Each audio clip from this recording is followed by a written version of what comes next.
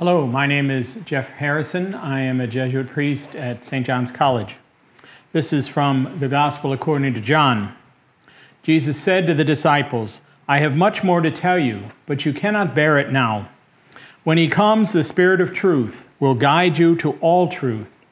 The Spirit will not speak on his own, but will speak what he hears, and will declare to you the things that are coming.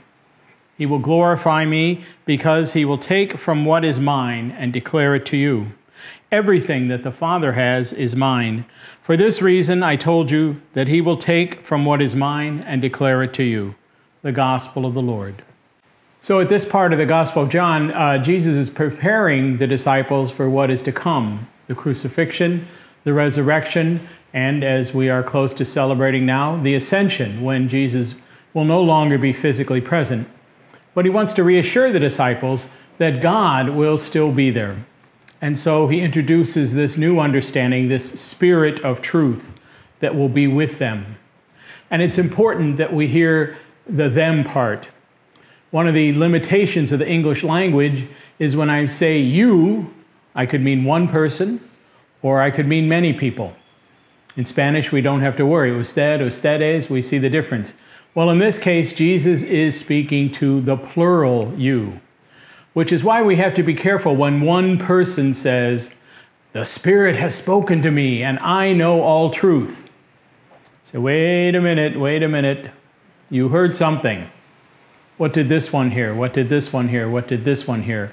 Jesus calls us together to talk about the Spirit of truth, to pray about the Spirit of truth, to try out the Spirit of truth, and then to come back and do that over and over again. St. Ignatius, who founded the Jesuits, calls that process discernment. It's a process of listening, and it's something we cannot do alone. It's something we have to do together.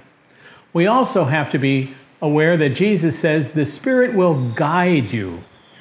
This does not mean that the Spirit lays everything out and says, "Okay, you go do that." A guide does not point and then say, "Good luck." The guide goes with and says, "Okay, let's go this way, let's go this way." And when the guide comes to something that was different from before, maybe there's been a flood and we can't go on that path, the guide figures out the new path, because the guide has an understanding of the overall situation, but is not locked into it must be this way. And so Jesus is telling the disciples as they go forth into the world, they're going to discover many things that Jesus himself did not deal with. But the Spirit of truth is there. And if we can listen to God's Spirit, and we can talk about it with each other, and we can pray about it, and then we can test, is this the way?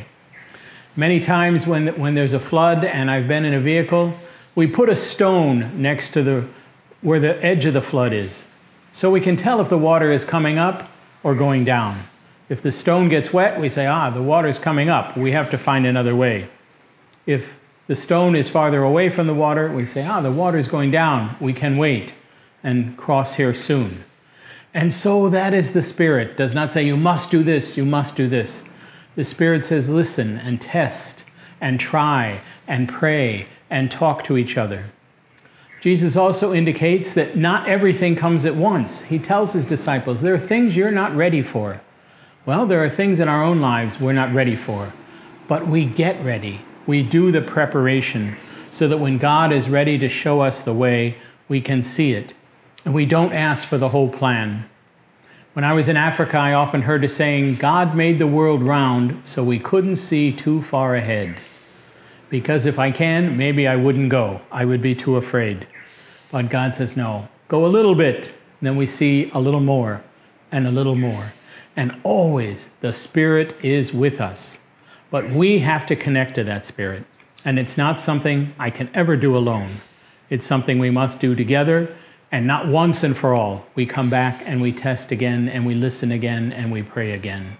And then, as Jesus said, we go forth into the world to spread the good news.